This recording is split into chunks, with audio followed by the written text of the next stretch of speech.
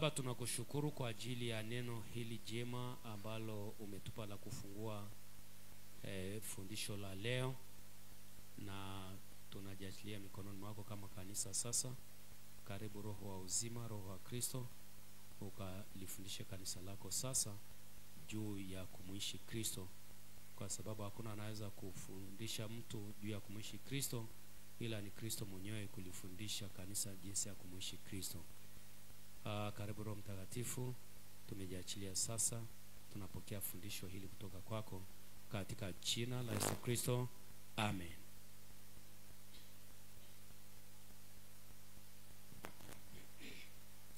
Bwana Yesu asifiwe. Tunaendelea na somo hili ambalo linaelekea ukingoni. Hatuna Jumapili nyingi kabla halijahitimishwa. Lina kichwa kinachosemaje? Kanisa la Mungu kumuishi Kristo. Somo tunaloenda nalo lina kichwa kinachosema kumuishi Kristo, na ni kitovu cha mwaka huu, kwa sababu mwaka huu tumepewa neno linalosema ni mwaka wa kufanya nini? Wa kumuishi Kristo. Na tunapokuja kuletiwa somo hili tena katikati ya mwaka, ni kuonyesha kwamba Mungu amekusudia liwe ndio kitovu cha mambo mengi katika mwaka huu. Haleluya. Na tulilianza, sitarudi huko, lakini tuliona Mungu alikusudia kabla hajaweka tofali la kwanza la kuumba, kabla hajaweka msingi ili aanze kuumba, Mungu alikuwa na kusudi moyoni mwake. Alikuwa na ramani yote moyoni mwake. Alikuwa na mpango mzima. Biblia inasema yeye ni Alfa na Omega. Biblia inasema sehemu nyingine kwamba Mungu anauona mwisho kutokea wapi? Kutokea pale mwanzo. Kwa akiwa pale mwanzo hajaanza hata kuweka msingi, ameshauona nini? Mwisho. Kwa hiyo kwa maana nyingine ni kwamba ramani yake moyoni mwake iliuona mpaka mwisho. Hakufika katikati akasema hapa nimeshafika katikati ya njia, hebu nijaribu kupanga tena kwa safari ya mbele. Hapana. Mwanzo wa uumbaji wake na mwisho na utimilifu wa uumbaji wake aliuona akiwa ndani ya moyo wake, akiwa pale pale, hajaanza hata kuumba. Na tukaona kwamba katika mpango wake ambao ulikuja kufunuliwa mbele ya safari kadiri tunavyoendelea, tukaja kuona kwamba kumbe ulikuwa ni mpango wa Mungu toka mwanzo, kwamba watu wote wafananishwe na mfano wa mwanae Yesu Kristo, wawe kitu kimoja na Kristo. Ye Kristo awe mzaliwa wa kwanza katikati ya ndugu wangapi? Wengi. Haleluya. Hilo tuliliona ulikuwa ni mpango wa Mungu. Na tukaona sasa tulipoanza hili somo kwamba Mungu alianza sasa mchakato wa kuwezesha lije liwe kweli. Mchakato wa kuja kutimiza kwamba ifike mahali Kristo awe ni mzaliwa wa kwanza katikati ya ndugu wengi ambao wanamfanania yeye na wamezaliwa na yeye. Haleluya, kanisa la Mungu. Na mchakato tukaona Mungu aliuanza wakati alipomuita Ibrahim kwa imani kutoka katika kabila lake, kabila lilokuwa linaabudu miungu na kila kitu. Mungu akamtenga kwa kumuita, akamwambia ukinitii, uchukubali, mimi ninakupeleka kwenye nchi nyingine nitakayokupa kuwa ni urithi. Alafu kwa sababu umetii, nitakubariki, utakuwa baba wa mataifa mengi, utakuwa tajiri, akampa ahadi ya kwamba ataurithi ulimwengu. Haleluya.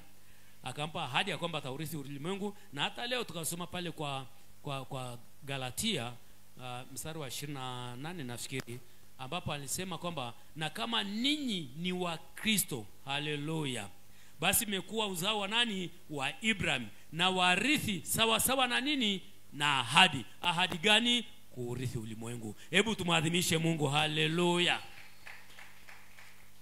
Sasa Mungu alipomuita Ibrahim, sasa akaanzia pale, akangoja lile taifa, ule uzao wake ukawa mwingi kule Misri, akautoa kule Misri pale mlima Sinai, ndio Mungu akaanza hatua ya kwanza. Na tuliona hatua ya kwanza, Mungu alimchukua Musa akamwonyesha maono ya mbinguni, akamwonyesha hekalu la mbinguni, akamwambia nenda pale duniani sasa utengeneze kwa mfano unaoona. Akampa na material ya kutumia, vifaa vya kutumia, kila kitu, na akawagusa watu wake wakaanza kumtolea sadaka kwa hiari. Haleluya, haleluya. Mungu anapendezwa na kutolewa kwa hiari. Ukisoma pale Kutoka utakuta walitoa kwa hiari. Alafu zile sadaka, dhahabu, fedha, kila kitu zikatumika kujenga maskani ya Mungu katikati ya watu wake. Wakatengeneza kitu kinachoitwa hema la kukutania, wakatengeneza sanduku la agano, na Mungu akaweka uwepo wake katika ile sanduku la agano juu ya kile kiti cha rehema. Haleluya. Sasa lile maskani iliyokuwa pale pamoja na sanduku la agano pale, Mungu akasema sasa yuko katikati ya watu wake, anatembea na watu wake. Akawapa na sheria mbalimbali zitakazowaongoza ili watembee na Mungu mtakatifu. Kwa sababu Mungu aliye mkamilifu na mtakatifu asipokupa sheria zake za namna ya kupiga hatua zako, mtapishana mara moja. Na kwa sababu ni Mungu mtakatifu mkamilifu, mnaanza tukashindwa kutembea naye. Wakati mwingine hukumu ikapita, alafu ukakuta watu wameondoka kwa sababu hawakujua namna ya kutembea na Mungu mtakatifu. Haleluya. Bwana Yesu asifiwe kanisa. Na hiyo tukaona ni hatua ya kwanza Mungu aliyoianzisha, ya kwamba aje akae katika hema ya kukutania. Ile hema ya kukutania baadaye ilipiga hatua ikawa hekalu la kujenga kwa mawe. Mtumishi wa Mungu Sulemani akapewa kibali kwa fedha zilizoachwa na baba yake na nyingine ambazo watumishi walitoa, akajenga hekalu la mawe sasa. Na hekalu la mawe liliendelea miaka yote mpaka Kristo aliporudi. Japo halikuwa lile la Sulemani, kuna wakati lilibomolewa likajengwa tena upya na wafalme ambao Mungu aliwapa kibali. Baadaye likaja kujengwa tena, baadaye lilishajengwa kama mara 3. Lakini Yesu akalikuta hekalu lilojengwa na mawe, ambalo ni kama nyumba ile ya kukutania, ambalo sasa Mungu alikuwa anakaa kwenye hiyo nyumba ya mawe, lakini alikuwa anakaa kwenye ile sanduku la agano. Hiyo ilikuwa ni hatua ya ngapi? Ya kwanza. Haleluya. Tukaona baada ya hatua hiyo Mungu kapiga hatua, kwa sababu bado mpango wa Mungu ni kuja akae ndani ya watu wake, alafu watu wake wamuishi Mungu. Haleluya. Yaani ratiba ya Mungu toka kule mwanzo ni kwamba watu wamuishi Mungu. Watu wasijiishi nafsi zao. Watu wakiishi ni Mungu anaishi. Watu wakiongea ni Mungu anaongea. Watu wakitenda ni Mungu anatenda. Ndiyo maono ya Mungu toka kule mwanzo, lakini anakuja nayo hatua kwa hatua. Kwa hatua ya pili sasa, akapiga hatua, akatoka kwenye lile jengo la hema la kukutania, akatoka kwenye lile hekalu la mawe, akatoka kwenye ile sanduku la agano, akapiga hatua, akaingia kwenye nyumba ya mwili wa mwanadamu, ambaye aliutengeneza huo mwili. Roho ya mwanadamu ikakaa ndani yake, naye Mungu akahamia kwenye hilo hekalu la mwili sasa. Badala ya hekalu la matofali, badala ile hema ya kukutania ya maturubali, akaingia kwenye mwili wa mwanadamu. Haleluya. Akaingia kwenye mwili wa nani? Wa mwanadamu. Akakaa ndani ya roho ya ile mwanadamu, lakini ndani ya ule mwili. Kwa hiyo badala ya jengo la matofali, badala ya jengo la mawe, ikawa ni mwili wa mwanadamu. Kanisa, tuko pamoja? Na huo mwili wa mwanadamu tuliona nani? Ni mwili wa Yesu Kristo. Tuko pamoja kanisa la Mungu? Na baada ya Mungu kuja katika mwili wa Yesu Kristo, akaanza kuishi katikati ya watu wake. Biblia inasema yule mtu, yule aliyekuwa na ule mwili, yule aliyekuwa na ule mwili ambao Mungu alikuja kukaa ndani yake, aliitwa jina gani? Aliitwa Immanueli. Maana yake Mungu pamoja na nani? Nasi. Mungu yuko katikati yetu. Kwa hiyo wakati Yesu Kristo anaishi katika kule Uyahudini kipindi chake, wakati anatembea katika mitaa ya Yerusalemu, ni Mungu alikuwa ndani ya mwili wake anatembea. Haleluya.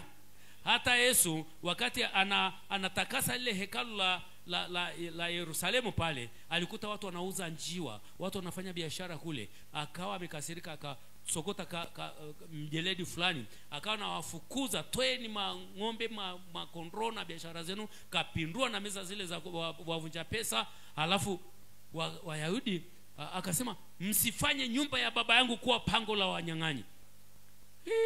Wayahudi kama kuna lugha wanazozielewa vizuri ni lugha kama hizo. Mtu aseme hii nyumba ni ya baba yangu, walielewa vizuri sana. Walielewa kama Yesu amesema hili hekalu ni nyumba ya baba yangu, na wao Wayahudi wanaelewa kwamba ile nyumba ni nyumba ya Mungu Yehova aliyefanya mbingu na nchi. Kwa hiyo kama akitokea mtu akisema hii nyumba ni ya baba yangu, wanamuelewa huyo mtu amesemaje? Amesema yeye ni Mungu. Amesema yeye ni mwana wa Mungu, na kama ni mwana wa Mungu yeye ni nani? Ni Mungu. Wakaanza kusema, sasa hapa tunaenda kuokota mawe. Tupe ishara. Ni ishara gani ulionayo ya kututhibitishia sisi ya kwamba wewe ni mwana wa Mungu ambaye tunamwabudu katika jengo hili? Na tulisoma pale kwenye Yohana mlango wa 2 pale, Yesu akaambia, livunjeni hekalu hili na mimi nitalisimamisha baada ya siku ngapi? 3. Kwa sababu alikuwa mwilini sana. Akasema, yani ile hekalu limejengwa miaka 46, wewe siku 3 utalinyanywaje? Lakini Biblia ikatufungua pale, ikatusema alikuwa amemaanisha hekalu la mwili wake. Na kwenye hekalu kwa lugha nyingine ni nyumba ya nani? Nyumba ya Mungu. Kwa hiyo alikuwa anasema, vunjeni nyumba hii ya Mungu nami nitainyanyua baada ya siku ngapi? 3. Kwa hiyo kama mwili wa Yesu ulikuwa ni nyumba ya Mungu, maana yake Mungu alikuwa anaishi wapi siku hiyo? Alikuwa anaishi ndani ya Kristo. Na kama Kristo alikuwa anatembea katikati ya Israeli, basi Waisraeli walikuwa wanasema huyu ni Immanueli. Kwa hiyo ilikuwa ni hatua ya pili ya Mungu kuendelea kutimiza ndoto yake ya kwamba aje akae ndani ya watu wake, alafu wale watu wamuishi Mungu, wasijiishi nafsi zao tena. Haleluya. Tuko tayari kuingia hatua ya 3? Tuko tayari, kanisa la Kristo? Hatua ya 3, kama unaandika, hatua ya 3, Kristo kuingia kuishi ndani ya wote waliomwamini. Kristo kuingia na kuishi ndani ya wote waliomwamini. Hiyo ndio ilikuwa hatua ya 3, na kimsingi ndio kilele, ndio hatua ya mwisho. Tutaenda kuona sasa mambo yanayoendelea kwenye mabano hapo. Baada ya kuandika ndani ya wote waliomwamini, kwenye mabano unaweza ukaandika hekalu pana zaidi la Mungu, kwa sababu Kristo alikuwa ni hekalu la Mungu. Sasa alipoingia ndani ya watu wake, akatengeneza hekalu pana zaidi la Mungu, akatengeneza nyumba ya Mungu pana zaidi. Haleluya, haleluya kanisa. Sasa tutaenda kuona mchakato. Sasa hapa napunguza speed tuende vizuri, usije ukamisi vitu hivi, kwa sababu ndio tunaenda kwenye kilele cha somo hili. Tunaenda kuona mchakato. Nikisema mchakato mnaelewa hatua zilizokuwa tunazitumika. Mchakato wa hatua hii ya 3, mchakato uliotumika, mchakato ambao ulitumika mpaka Kristo aje akae ndani ya watu wake, ili watu wake waweze sasa kumwishi yeye. Ni mchakato gani ulitumika? Huu mchakato, cha kwanza ni kwamba mchakato namba moja ni kwamba Yesu Kristo alitangulia kuwaeleza wanafunzi wake kabla ya kuondoka kwamba atakuja kukaa ndani yao. Haleluya, haleluya kanisa. Yesu Kristo alianza kuwaandaa wanafunzi wake kisaikolojia na kiroho wakati yuko hapa duniani. Alianza kuwaandaa waelewe kwamba atakuja kuishi ndani yao, na ni faida zaidi aje aishi ndani yao, na ni mpango wa Mungu aje aishi ndani yao. Haleluya. Tuko pamoja kanisa la Kristo. Sasa turudi pale Yohana 14 tutaenda kuona mistari michache jinsi ambavyo Yesu alianza kutambulisha mada hii, jinsi ambavyo Yesu alianza kulitambulisha jambo ambalo alikuwa hajalisema, jambo ambalo wanafunzi wake hawakujua kama hili jambo lipo. Tuko tayari tuingie kwenye Biblia? Fungua pale Yohana 14, tunaenda kuanzia ule mstari wa 15. Anasema, mkinipenda mtazishika amri zangu, nami nitamuomba Baba, naye atawapa msaidizi mwingine, ili akae nanyi hata milele. Si hamna ukomo hapo si moja kwa moja, hamna kuikatiza hiyo Tuko pamoja kanisa? 17 anasema, ndiye anamfafanua huyu msaidizi wa kweli, huyu msaidizi mwingine. Anasema ndiye Roho wa kweli, ambaye ulimwengu hauwezi kumpokea, kwa kuwa haumuoni wala haumtambui, bali ninyi mnamtambua, maana anakaa kwenu, naye atakuwa ndani yenu. Haleluya. Sasa hebu ni rudi kidogo mstari wa 16 tuanze kuongea kidogo. Anasema, mimi nitamuomba Baba, naye atawapa msaidizi mwingine, ili akae nanyi hata milele. Naomba nieleze kidogo juu ya hili msaidizi mwingine. Hili neno msaidizi lilitumika kwa leo hii, tungelifafanua ni kama wakili. Lakini wakili sio wakili wa kutunza vitu, wakili huu wa kisheria, wakili huu wa kumsaidia mtu kitaalam maeneo ambayo huyo mtu hawezi kufika. Mawakili tunawajua hata mahakamani wanaitwa ni wasomi, wanaitwa wakili msomi. Nilishawahi kusikia wanaitwa wakili msomi. Maana yake wale wanasema wao ndio waliosoma. Sisi wengine sijui tunajiita wachungaji, sijui maengineer, wao wanaona kama tunabangaiza, wao ndio wasomi. Haleluya.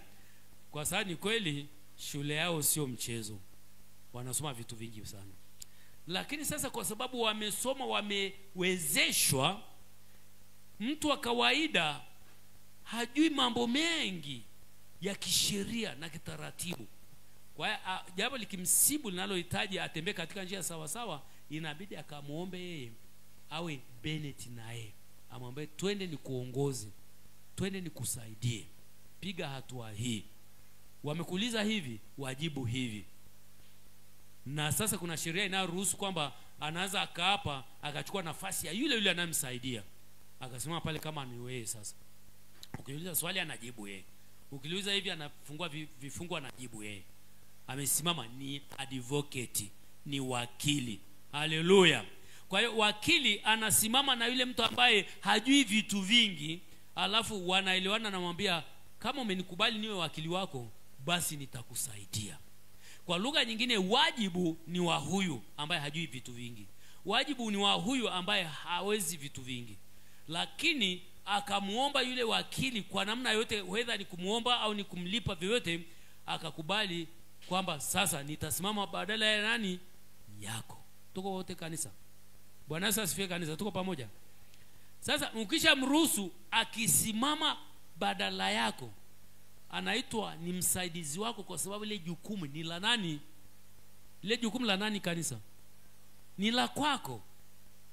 Lakini anayekusaidia ana ufahamu kuliko nani? Kuliko wewe. Ana ujuzi kuliko nani? Kuliko wewe.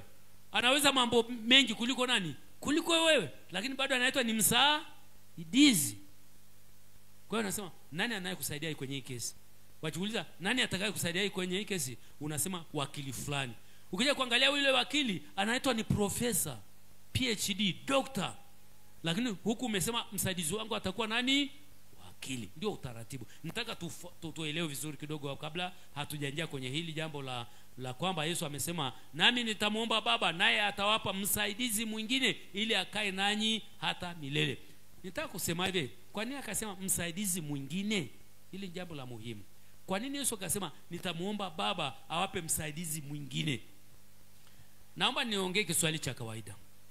Ili hivi pale shuleni ukisikia watu wamesema hapa ataletwa mwalimu mkuu mwingine, inaonyesha hiyo shule ilikuwa ina mwalimu mkuu au ilikuwa haina mwalimu mkuu? Ilikuwa na, lakini sasa wanaleta mwingine. Tumeelewana hapo Tumeelewana kanisa? Mwe mnaitika nijue tu ndani. Mmeelewana kanisa? Mmeelewa sasa? Kwa hiyo Yesu anaposema nitamuomba Baba amtume msaidizi mwingine, je, ana maana kwamba kulikuwa na msaidizi au alikuwa na maana kulikuwa hamna msaidizi? Kulikuwa na nani? Mwe mnajibu na nguvu namna hiyo. Kulikuwa na msaidizi. Sasa inaonekana huyo msaidizi ataondoka, kwa hiyo itabidi amuombe Baba aje msaidizi mwingine. Swali linakuja, huyo msaidizi aliyekuwa nao ni nani? Huyo msaidizi aliyekuwa nao kabla ya kumuomba Baba alete mwingine, huyo msaidizi wa kwanza alikuwa nani? Alikuwa nani? Yesu. Haleluya. Yesu Kristo alikuwa ni msaidizi katikati ya wanafunzi wake. Alikuwa yeye ndiye Mungu katika mwili. Alikuwa yeye ndiye kila kitu katika mwili. Alikuwa ana uwezo wa kufanya vitu vyote. Kama wanakumbwa na tatizo la ugonjwa, alikuwa na uwezo wa kuwaponya. Kama kulikuwa na changamoto imekuja makaisari na nani na Masadukayo na nini wanataka kuwasumbua, Yesu alikuwa ananyosha mambo. Haleluya. Kwa hiyo wakiwa naye, njia imetokea ile wanasema mwalimu tupate wapi mikate, anasema kaeni chini, anabariki mkate miwili na visamaki vitatu, watu wanafanya nini? Wanashiba na kusaza. Alikuwa nafanya kila kitu. Kwa hiyo alikuwa ni msaidizi kwao. Haleluya. Alikuwa ni msaidizi kwao kwa sababu yeye alikuwa hana haja ya chakula.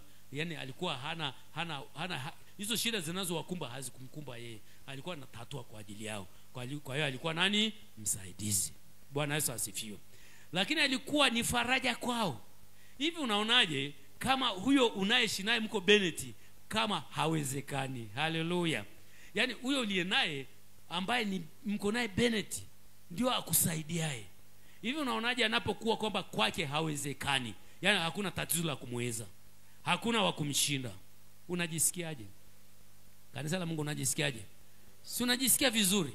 Unajisikia ujasiri, si ndio maana yake? Haleluya. Sasa alipowaambia anaondoka, wakaanza kuhuzunika. Anaondoka huyu. Mafarisayo wale wanaokuja wamesuka mitego mingi, wanakuja na ipangua kirahisi tu, anapangua kirahisi tu, anapangua kirahisi. Wakati mwingine wanataka kumshika na pita katikati yao, wanakuta ameshatokea kule. Sasa Wafarisayo wakatujia, na sisi tuko peke yetu itakuwaje? Ujasiri tuliokuwa nao tulikuwa tunao, sasa tunatembea naye. Anaondoka, tutafanyaje? Haleluya. Akasema nitamwomba Baba ataletea msaidizi mwingine. Sasa ili neno msaidizi mwingine Kigiriki, na sisemi muandike Kigiriki hapo, anaitwa Allos Parakletos. Parakletos. Allos Parakletos. Maana yake ni msaidizi mwingine wa kufanana kabisa vile vile na yule aliyekuepo mwanzo. Maana yake sio msaidizi mwingine wa tofauti. Ni msaidizi mwingine ambaye hata achana kabisa, hata chembe na yule aliyekuepo. Haleluya. Hili jambo lilikuwa la muhimu kwa sababu wangeweza kusema sasa kama unatuletea msaidizi mwingine, anaanza tusitufai kama wewe. Anaanza asiweze kutuhudumia kama tulivyokuwa tunapata huduma kwako. Akaambia huyu ni Allos Parakletos. Maana yake ni kama mimi. Yaani kama mnavyoniona mimi ndivyo na yeye atakavyokuwa. Hebu tumaadhimishe Kristo. Haleluya. Na anamfafanua sasa hapa, anasema ndiye Roho wa kweli ambaye ulimwengu hauwezi kumpokea kwa kuwa haumuoni wala haumtambui, bali ninyi mnamtambua, maana anakaa kwenu naye atakuwa ndani yenu. Unaona ameshaanza kufafanua vitu vizuri hapa Anasema huyu msaidizi mwingine, anasema huyu ni Roho wa kweli. Haleluya. Kanisa, kama tunakumbuka vizuri, tuliwahi kuongea habari hii ya kweli. habari ya kweli. Tukasema kweli ni nini? Ni uhalisia. Tunakumbuka kwamba kweli ni halisi. Kwa hiyo huyo roho anayekuja ataitwa ni roho wa uhalisi, ni roho wa halisia. Ni uhalisi kwa mambo ya Kristo, ni uhalisi kwamba atamweka Kristo kuwa halisi katikati ya wale watu. Haleluya, Bwana asifiwe. Sasa anawaambia kabisa, ulimwengu haumuoni yule roho, kumbe saa hiyo anakaa ndani ya Kristo. Wakati wako na Kristo, yule roho alikuwa ndani ya nani? Ya Kristo. Tuko pamoja, kanisa la Mungu. Na alikuwa anamuita Baba aliye ndani yangu. Alikuwa ndani ya Kristo, alikuwa anamuita Baba aliye ndani yangu. Sasa akasema, huyu kwa sababu yuko ndani yangu, mnamtambua. Kwa nini wanamtambua? Si wanamtambua Kristo wanayetembea naye. Akasema naye atakuwa ndani ya nani? Kanisa la Mungu. Naye atakuwa ndani ya nani? Tuko tunatembea pamoja, lakini mstari si anasema naye atakuwa ndani yenu. Maana yake kama atakuwa ndani yenu, maana yake kuna namna, kuna kitu kitafanyika. Huyo roho ambaye ni msaidizi, ambaye ni roho wa kweli, kuna kitu kitafanyika, atoke ndani ya Kristo aje ndani ya wanafunzi wake. Tuko pamoja, kanisa la Mungu. Haleluya. Sasa hebu tuendelee kidogo. Sasa mstari wa 18 anasema sitawaacha ninyi yatima. Alafu akasema nini? Naja kwenu. Kwa nini akatumia ile neno sitawaacha yatima? Manake Yesu alikuwa kila kitu kwao. Yesu alikuwa ndio mfariji kwao. Yesu ndio alikuwa ndio kitu cha wao kujivunia. Sasa anaondoka, ameshaambia anaondoka. Sasa wanasema huzuni zikawajaa. Akasema sitawaacha yatima. Yatima ni mtu aliyeachwa solemba. Ni mtu aliyeachwa hana msaada wowote, hana nyuma, hana mbele. Mtoto wa tajiri, yule tajiri akifa akamwachia urithi wa utajiri wake, yule mtoto utasema ni yatima? Kanisa la Mungu, yule mtoto utasema ni yatima? Kwa nini mnaniangalia tu amjibu?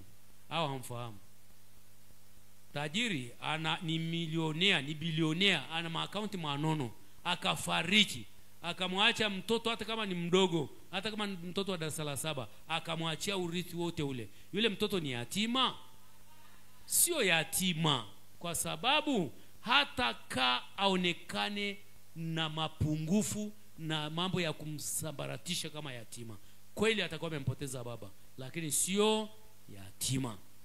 Yatima ni mtu anayepoteza wale aliowategemea kwa karibu sana, na mara nyingi hawa wanakuwa ni wazazi wake. Haleluya. Alafu akaachwa hana kila kitu. Hawezi kwenda shule, alikuwa darasa la 7 akaambiwa nenda nyumbani huna karo. Akaacha na shule, akaacha na kila kitu, akawa hali anapita na omba mitaani, wakiuliza nasema ni yatima, alipoteza wazazi, hana msaada. Sasa mtoto kama baba yake alikuwa bilionea akaondoka akamwachia utajiri wote, wewe unamuita yatima wakati anakuja anaanza kukupatia wewe pesa. Unamuita yatima wakati mwingine anakuambia nikupatie mtaji gani kwenye biashara yako? Anambia bwana nimepungukiwa, anambia milioni ngapi? Milioni 10, chukua. Utadhubutu kumuita yatima huyo mtoto? Haleluya. Bwana Yesu asifiwe. Sasa Yesu anasema kwamba sitawaacha yatima bali naja kwenu. Yaani hebu tuanze kufikiri hapa. Yesu anaondoka. Wakati anawaaga hapa, anaenda msalabani. Bwana Yesu asifiwe. Hapa maongezi haya aliyaongea Yesu wakati anajiandaa kwenda msalabani. Alikuwa anawaaga kwenda msalabani. Wamehuzunika kwa sababu Yesu anaenda msalabani. Lakini anawaambia sitawaacha yatima, nitarudi kwenu, nitakuja kwenu, naja kwenu. Anakuja kwa njia gani? Haleluya. Haleluya kanisa. Kanisa la Mungu, haleluya. Anaendelea 19, anasema bado kitambo kidogo na ulimwengu haunioni tena, bali ninyi mnafanya nini? Mnaniona. Na kwa sababu mimi ni hai, ninyi nani mtafanya nini? Mtakuwa hai. Haleluya. Bwana Yesu asifiwe kanisa. Mwambie mwenzako kuna kitu unapokea. Hebu mgeukie kushoto na kulia, mwambie kuna kitu unapokea. Mgeukie wa upande mwingine, muulize kuna kitu anapokea. Anakujibuje? Haleluya. Basi mwe mnamwangalia mchungaji, nikiuliza mwe mnajibu. Haleluya. Anasema bado kitambo kidogo na ulimwengu haunioni tena, bali ninyi mnaniona. Haleluya. Na kwa sababu mimi ni hai, ninyi nanyi mtakuwa nini? Hai. Hebu tufuatilie mazungumzo haya. Yesu anawaambia bado kitambo kidogo ulimwengu hautaniona, kwa sababu naenda wapi? Msalabani. Lakini bado kitambo kidogo mtafanya nyinyi, mtaniona. Kwa nini? Anajua msalabani ni siku ngapi? 3 atakuwa amesharudi. Haleluya. Bwana Yesu asifiwe. Akaambia neno moja, na kwa sababu mimi ni hai, ninyi nanyi mtakuwa nini? Hai. Ni kitu gani kiko hapo? Hapo kuna kitu ambacho tutaendelea kujiona huko mbele, kwamba yeye akiwa hai wale watakuwa hai. Ni kitu gani hicho? Tutajiona mbele ya safari. Sasa mstari ule wa 20 anasema siku ile ninyi mtatambua ya kuwa mimi ni ndani ya nani? Ya Baba. Mseme wote sasa. Siku ile ninyi mtatambua ya kwamba mimi ni ndani ya Baba yangu, nanyi ndani ya nami ndani ya yenu. Kwa nini mfuatilie Biblia zenu? Haleluya. Kwa nini mfuatilie Biblia zenu? Hebu turudia mstari wa 20 pamoja kwa pamoja wote. 1 2 3 go.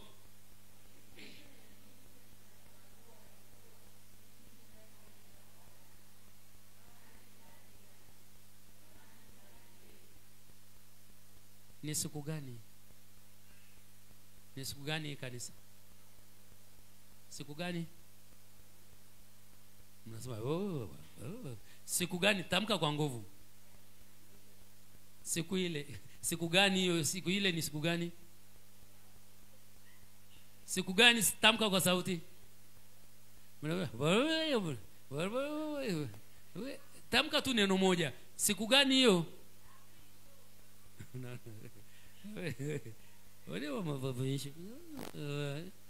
Haleluya. Mngetaka kujua ni siku gani anaongelea Yesu hapa? Siku anayosema siku ile ni siku ya yeye kufufuka kutoka kwa wafu. Hebu tumaadhimishe Kristo. Haleluya.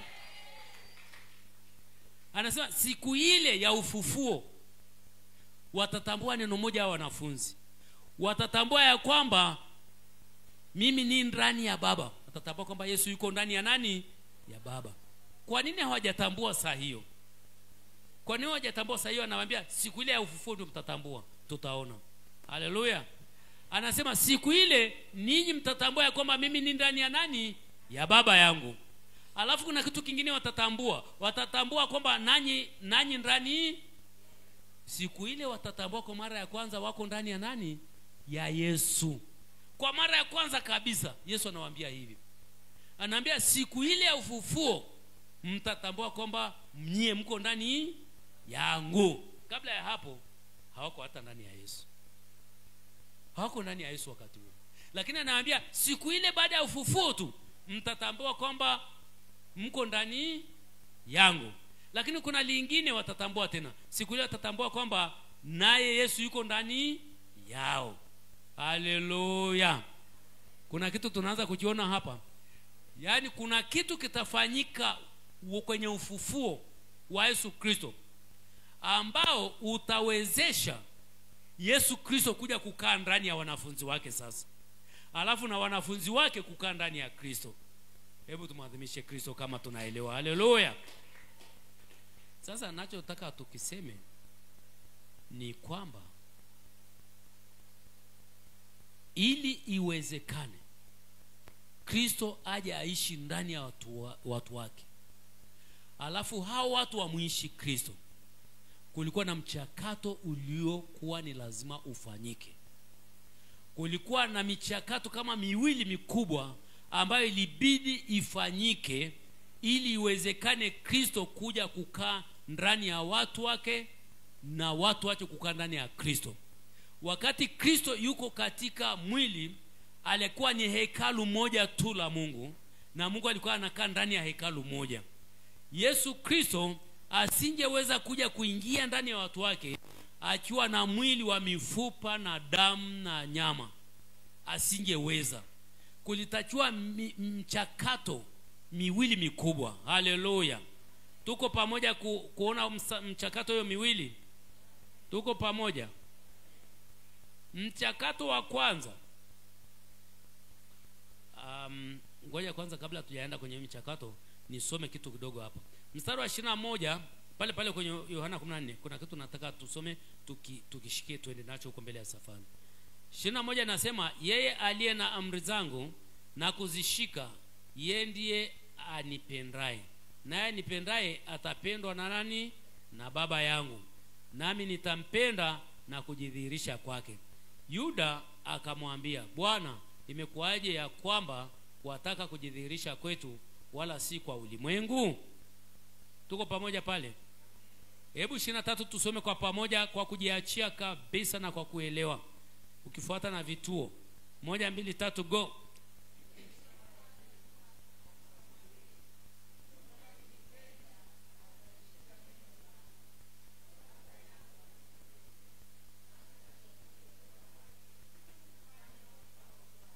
Haleluya.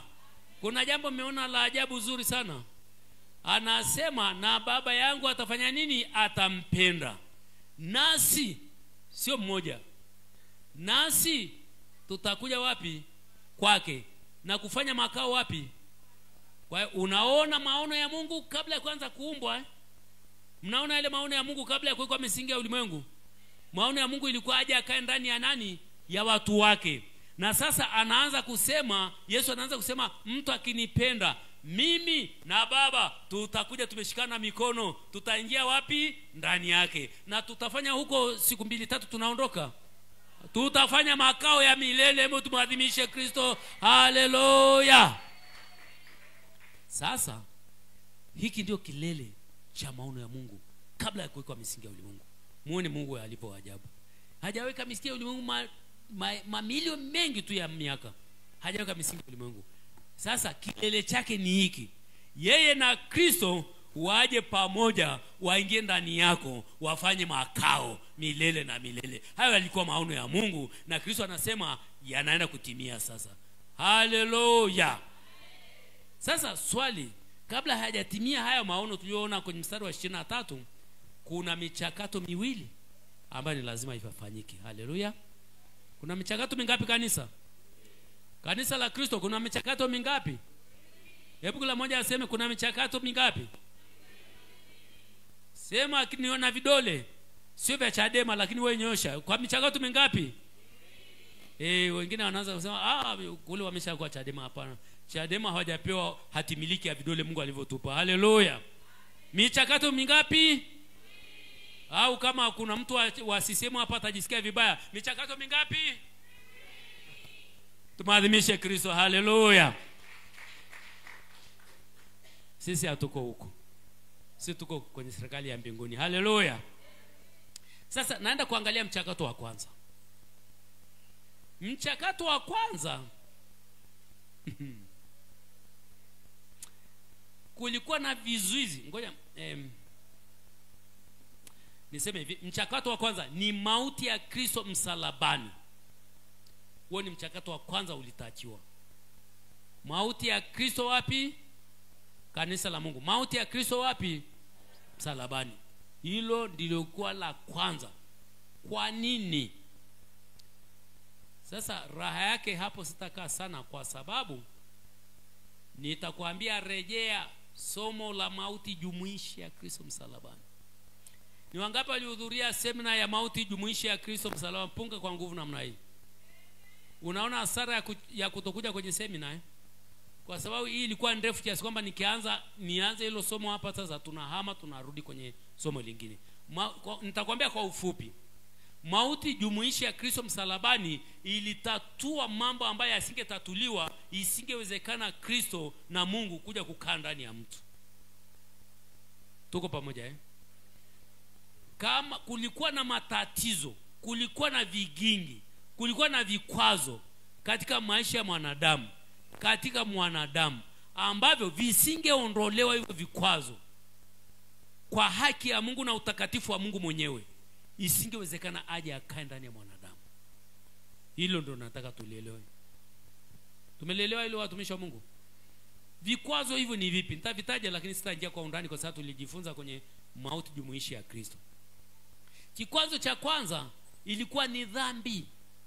Mwanadamu alikuwa anaitwa ni mwenye dhambi. Mungu anaweza kuja kukaa kwa mwenye dhambi? Kanisa, Mungu anaweza kuja kukaa kwa mtu anaitwa ni mwenye dhambi? Yaani kwa lugha nyingine, kuishi kwake ni dhambi, kuwaza kwake ni dhambi, kulala kwake ni dhambi, kupumua kwake ni dhambi. Mungu anaweza kuja kukaa ndani yake? Kwa hiyo ilibidi Mungu atatue hilo jambo. Na lilitatuaje? Labda nitakuwa nagusia mstari mmoja tu kwa faida ya wale ambao kwa sababu moja au nyingine walikosa semina, lakini sio kwamba tutafundisha. Tukifungua waraka wa pili wa Korinto 5, waraka wa pili wa Korinto 5, ni kwa faida ya wale ambao hawakuhudhuria ile semina au aliyehudhuria labda amesahau. Mstari wa 21. Naomba tutausoma kwa pamoja wote. Tuende haraka sasa kwa sababu ni kwa faida ya wale ambao. Haleluya. Ilikuwa lazima atatue tatizo la dhambi. Dhambi ni chukizo kwa Mungu. Dhambi ni chuki kwa Mungu. Mungu asingeweza kuja kukaa ndani yetu tukiwa tunaitwa wenye dhambi. Ilibidi kwamba Mungu atatue tatizo la dhambi, aondoe kwanza dhambi isiwepo, mwanadamu atakaswe, ndio sasa iwezekane Mungu kuja kukaa. Mstari wa 21 naomba tusome wote kwa pamoja. 1 2 3 go.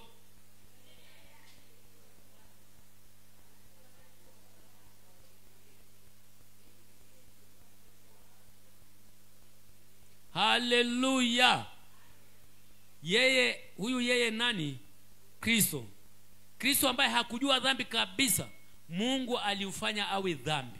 Kwa njia gani? Kwa kuchukua dhambi zetu akaziweka juu yake, zikaondoka kwetu, Yesu akaenda nazo kaburini. Haleluya. Kwa hiyo mwanadamu akawa haitu tena mwenye dhambi ikiwa amemwamini Yesu Kristo. Kwa hiyo Mungu akatatua tatizo la dhambi kwa njia ya mauti jumuishi ya wapi? Msalabani. Tuko pamoja kanisa la Mungu? Unaona faida ile somo Kwa kama ulilikosa, muombe Richi akuelekeze kwenye YouTube, ulidownload usikilize. Tatizo la pili ambalo ilibidi Mungu alitatue kabla haijawezekana kuja kukaa ndani ya mwanadamu, na lilitatuliwa na mauti jumuishi ya msalabani, ni Ibilisi, Shetani na malaika zake. Ilibidi wahukumiwe, waondoke katika maisha ya mwanadamu, kwa sababu mwanadamu alitawaliwa na Shetani. Shetani alikuwa anakaa ndani ya mwanadamu kwenye mwili wake, kwa sababu mwili ulikuwa ni mwili wa dhambi. Kwa hiyo ilibidi Shetani ang'olewe, aondoke katika maisha ya mwanadamu, ahukumiwe, aondoke katika ulimwengu wa wanadamu. Tuko pamoja? Kwa hiyo ilibidi hukumu ya Ibilisi na malaika za giza ifanyike kwanza, ili tatizo hilo liondoke. Tunaanza tukasoma Waebrania 2:14 kwa faida ya wale ambao hawakuhudhuria semina. Siku nyingine ukisikia semina imetamkwa, usichukulie poa ukisema hiyo haina kazi. Sasa tunakutana mahali hapa, badala ya kurudia lisomo lote la wiki ngapi sijui, unakuta tu una summarize tu kwa sababu ni kitu tulishakipitia. Haleluya. Waebrania 2:14 tumefika watumishi wa Kristo? Hebu tusome kwa pamoja. 1 2 3 go. Okay, tunarudia upya, kuna wengine wajafika. Usibanie sauti yako kwa sana mwenzako jirani yako anahitaji. Akisoma peke yake sauti haitoki. 1 2 3 go.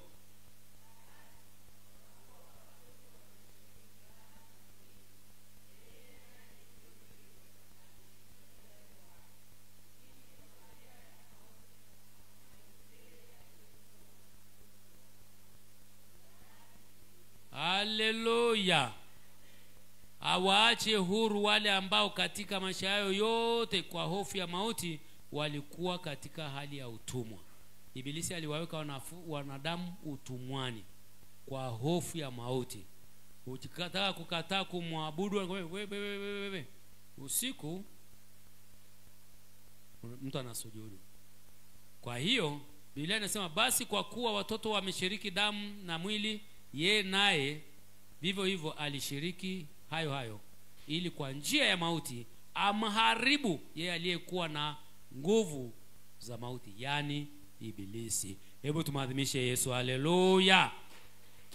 Alimharibu Ibilisi, akamvua enzi na mamlaka, akamburuta katika kindombwe cha ushindi wa Kristo. Biblia inasema Yesu akawa na funguo za mauti na nini na kuzimu, akawa nazo. Maana yake akawa na mamlaka juu ya mauti. Yesu akawa na mamlaka juu ya kuzimu. Hamna mtu anaweza kupelekwa kuzimu tena kabla Yesu hajaruhusu. Haleluya. Kwa hiyo ukiona mtu anakutishia, ukiona shetani anakutishia, mcheke tu. Mwambie hizo funguo za kunifungulia kuzimu niende huko unazo wewe. Hizo funguo za kufungulia mauti ije ifanye kazi kwangu unazo wewe. Ataanza mbele kusata, huyu anajua ukweli. Haleluya. Bwana Yesu asifiwe sana. Kwa hiyo ilibidi atatue na tatizo la shetani. Lingine, kulikuwa na utu wa kale. Yule Adamu wa kwanza asingeweza kuishi kwa sababu alishaharibika. Kwa hiyo ili Mungu ampate mwanadamu ambaye atakuja kukaa ndani yake, alikuwa na mpango wa kumuumba mwanadamu mwingine. Lakini ili amuumbe lazima amuondoe ile wa kwanza. Haleluya. Kwa hiyo ilibidi kumsulubisha mtu yule wa kale. Akishamsulubisha atengeneze mazingira ya mtu mpya, alafu Mungu aje akae ndani ya mtu mpya. Haleluya. Hayo yote yako kwenye mauti jumuishi ya Kristo. Hebu soma Rumi 6:6.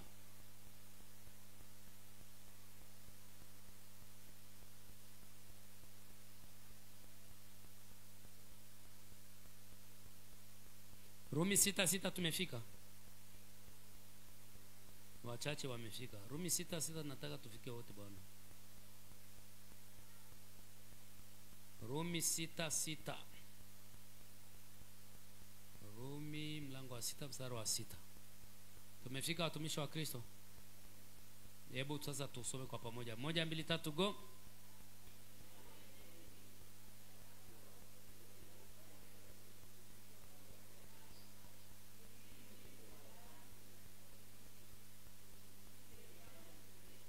Haleluya.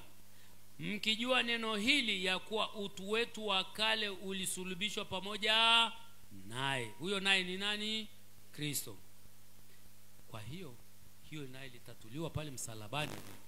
Kuna mistari mingi mizuri, lakini sasa nimechukua moja tu kwa sababu somo mnalo tayari. Hilo nalo lilikuwa ni la 3 kutatuliwa. Lilikuwa lazima litatuliwe. La 4 kutatuliwa ni upatanisho wa uumbaji na Mungu. Haleluya. Haleluya kanisa la Mungu. Uumbaji ulikuwa na uadui na Mungu kwa sababu ya dhambi. Na Mungu ilibidi aupatanishe uumbaji na yeye mwenyewe kabla hajaja kukaa ndani ya mwanadamu ambaye ni sehemu ya uumbaji wake. Haleluya. Haleluya. Hebu tuangalie Wakolosai 1:20.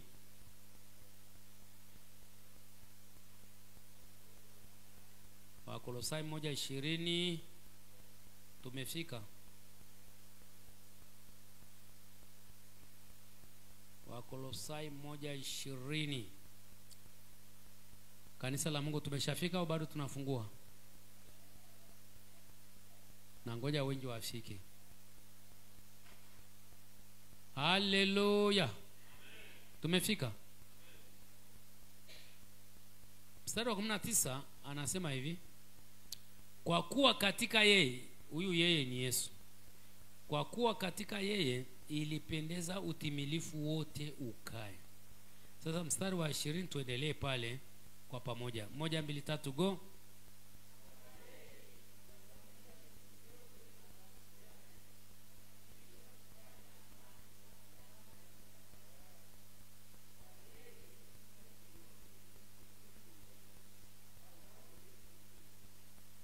Haleluya. Anasema na kwa yeye, yani kwa Kristo, kuvipatanisha vitu vyote na nafsi yake Mungu, yani na nafsi yake, akiisha kufanya amani kwa damu ya msalaba wake. Damu ya Yesu Kristo ndio ilileta upatanisho, ndio iliyoleta amani. Kwa yeye, ikiwa ni vitu vilivyoko juu ya nchi, vilivyoko katika dunia hii, na ikiwa ni vitu vilivyoko wapi? Mbinguni, vyote vilihitaji kupatanishwa na nani? Na Mungu. Kanisa, tuko pamoja? Vyote vilihitaji kupatanishwa na nani? Na Mungu.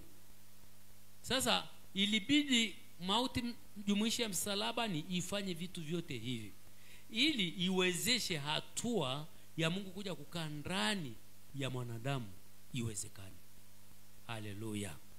Hiyo ndio ilikuwa hatua ya muhimu sana.